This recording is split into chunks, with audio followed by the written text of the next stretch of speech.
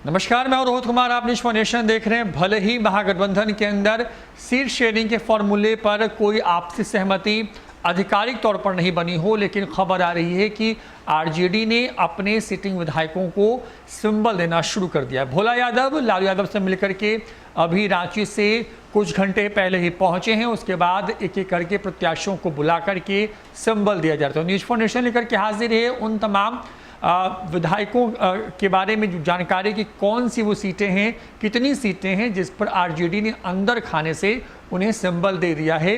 तो बता दें कि बिहार विधानसभा के जो चुनाव हैं वो 3 चरणों में होने हैं।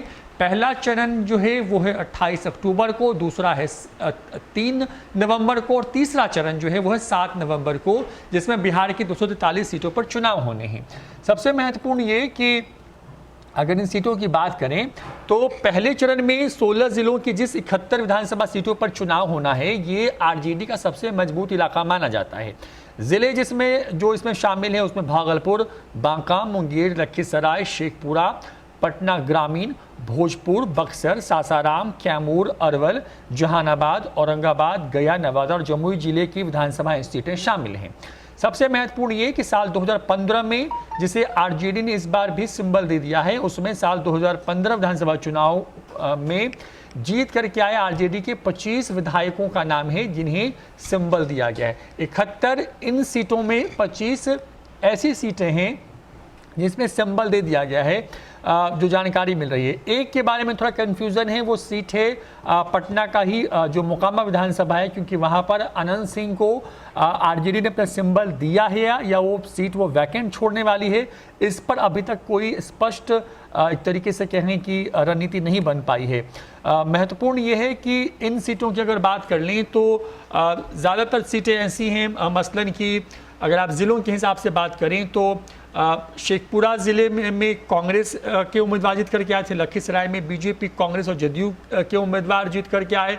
बांका, मुंगेर और भागलपुर वो ज़िले थे जहां पर सबसे ज़्यादा जो है उन्हें जीत मिली, जो कि आरजेडी के सिंबल पर चुनाव लड़े। तो इस बार भी आरजेडी ने कुल ऐसे ही 71 सीटों पर 25 जो उनके सिटिंग एमएलए हैं उनका टिकट कंफर्म कर दिया है। सूत्र बताते हैं कि आधिकारिक ऐलान भले ही महागठबंधन के अंदर में सीट शेयरिंग के मुद्दे पर हुआ नहीं हो, लेकिन ये सबसे बड़ी बात यह है कि इन सीटों पर जो है जो कैंडिडेट हैं उसको आरजेडी ने गुपचुप तरीके से सिंबल दे दिया है। लोकसभा में भी कुछ ऐसा ही देखने को मिला। पार्टी को अंदरूनी कलह से बचाने के लिए सीट शेयरिंग फॉर्मूले पर हो रही देरी के बीच में सिंबल दिए जाते रहे और सिंबल एक तरीके से हिडन तरीके से दिए गए और लोगों को कह दिया गया कि आप जाके तैयारियां करिए, और जब आधिकारिक तौर पर जब प्रेस कॉन्फ्रेंस होगी महागठबंधन का तो लिस्ट का नाम आएगा, तमाम विधायक जिन्हें टिकट मिला उनका नाम आएगा, लेकिन पार्टी ने अंदर खाने से इन तमाम